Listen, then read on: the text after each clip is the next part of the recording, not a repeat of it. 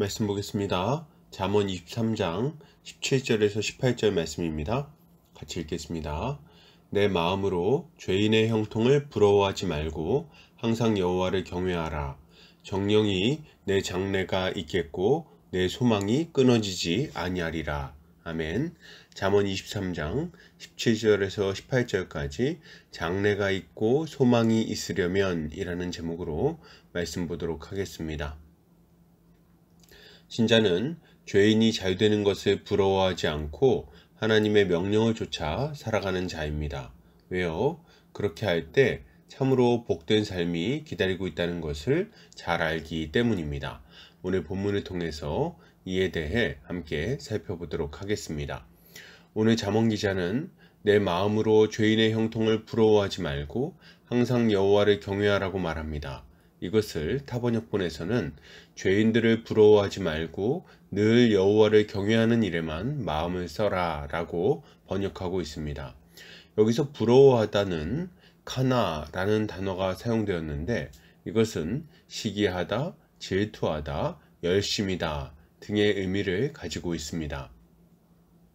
그리고 경외하라는 이르아라는 단어가 사용되었는데 이 단어는 공포, 두려움, 경외 등의 의미를 가지고 있어요.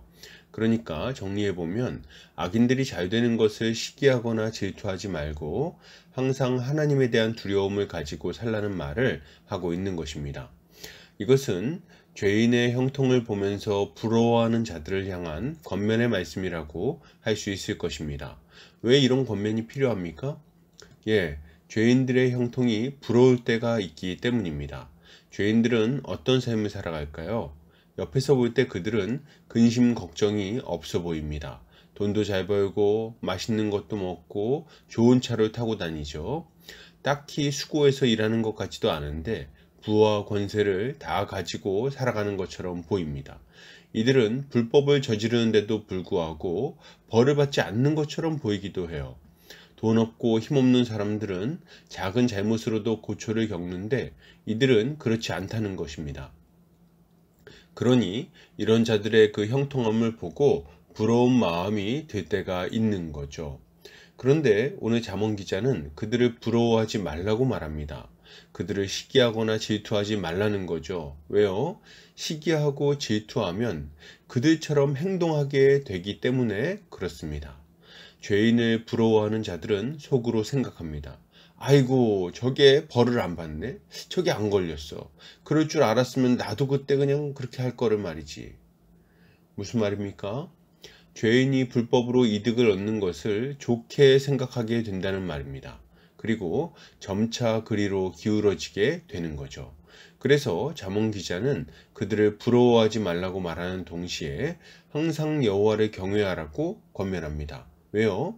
하나님을 두려워하는 마음을 가질 때 죄의 유혹을 이길 수 있기 때문입니다. 그래서 신자는 항상 하나님을 경외하는 마음을 가져야 하는 것입니다. 이어서 본문은 정령이 내 장래가 있겠고 내 소망이 끊어지지 않을 것이라고 말합니다. 이것을 타번역본에서는 분명 내 미래가 밝아지고 내가 기대하는 것은 끊어지지 않을 것이다 라고 번역하고 있습니다. 여기서 장래는 아하리트라는 단어가 사용되었는데 이 단어는 미래라는 의미를 가지고 있어요. 그리고 소망은 티크와라는 단어를 사용하고 있는데 이 단어는 줄, 소망, 바람 등의 의미를 가지고 있습니다. 그러니까 이거 정리해 보면 신자가 하나님을 경외하며 살아갈 때 그에게는 진실로 든든한 미래가 기다리고 있을 것이며 소망도 끊어지지 않을 것이라고 말하고 있는 것입니다. 이것은 신자가 하나님을 경외하며 살아갈 때 맞이하게 될 복된 미래에 대해서 이야기하고 있는 거예요. 만약 하나님을 경외하지 않고 죄인의 형통함을 부러워하며 그의 길로 기울어진다면 그러면 어떻게 될까요? 그에게는 미래가 없을 것이며 그런 자는 소망이 끊어져 버릴 것이라고 말하고 있는 것입니다. 미래가 없다는 말은 무슨 말입니까? 그것은 내일을 장담할 수 없다는 말이에요. 하나님께서 언제 데려가실지, 언제 어떤 방식으로 심판을 받을지 알 수 없다는 거죠.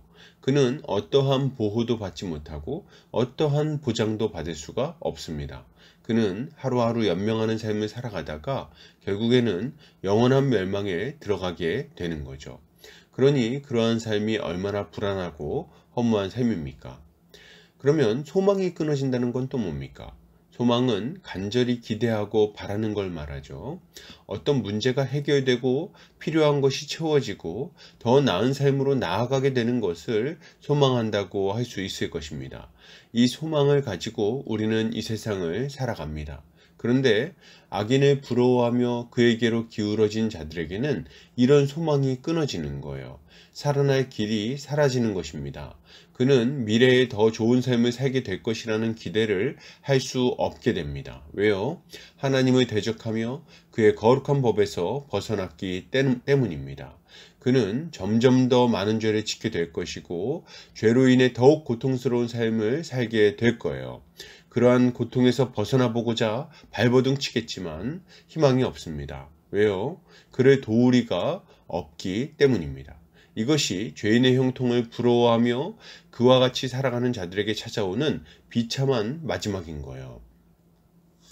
그러면 반대로 하나님을 경외하며 의로운 삶을 살아가는 자들은 어떻게 될까요? 그에게는 참으로 미래가 있을 것입니다. 그에게는 밝은 내일이 기다리고 있는 거예요. 그는 오늘보다 더 나은 내일을 살게 될 것이라는 소망을 갖습니다. 왜요? 하나님이 그와 함께 하실 것이기 때문이에요. 하나님은 그에게 복을 내려주실 것입니다. 자신의 죄를 자복하고 하나님을 두려워하며 죄에서 떠나기를 힘쓰는데 그를 돕지 않으실 리가 없어요.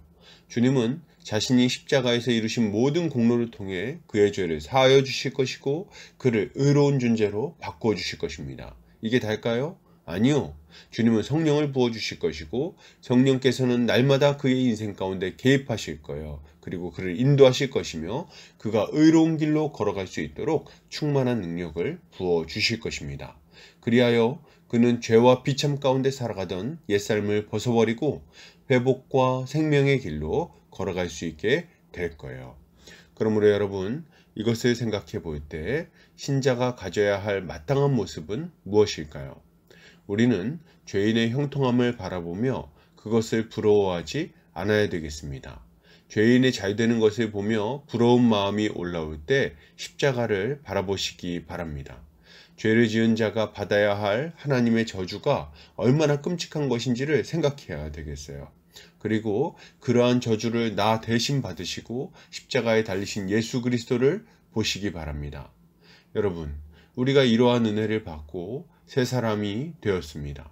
죄인의 형통함은 길어야 80년이에요. 그러나 저주는 영원하겠죠. 우리는 다릅니다. 우리에게는 예수 그리스도로 말미암아 영원한 복락이 예비되어 있습니다. 그러니 우리가 그들의 형통함을 부러워할 것이 도대체 무슨 일입니까? 또한 우리는 우리가 예수 그리스도 안에서 얼마나 복된 삶이 주어졌는지를 생각해야 되겠습니다. 우리는 날마다 주님과 동행하는 삶을 살 수 있게 되었어요. 하나님은 우리에게 일용할 양식을 주실 뿐 아니라 우리의 기도에 응답해 주십니다. 우리를 고통스럽고 허무한 삶에서 끌어내어 즐겁고 가치 있는 삶을 살 수 있도록 해주시고 먹든지 마시든지 무엇을 하든지 하나님께 영광을 올려드릴 수 있게 해주셨습니다.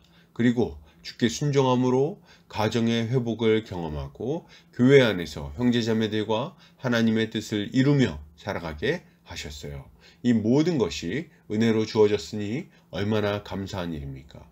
그러니 우리는 죄인을 부러워할 것이 아니라 주어진 복에 감사하며 하나님의 뜻에 순종하는 의로운 삶을 살아야 하는 것입니다. 이것이야말로 신자가 가져야 할 마땅한 모습일 것입니다. 결론을 드립니다. 여러분, 죄인의 형통을 부러워하지 맙시다. 도리어 잠시 있다 사라질 안개 같은 인생들을 불쌍히 여기며 복음을 전합시다. 그리고 하나님을 경외함으로 의를 행하며 하나님께 감사와 영광을 올려드립시다. 이렇게 할 때 우리의 인생은 안전하고 복된 인생으로 세워지게 될 것입니다. 오늘도 주님의 지혜로 승리하는 성도님들 되시기를 주의 이름으로 축복합니다.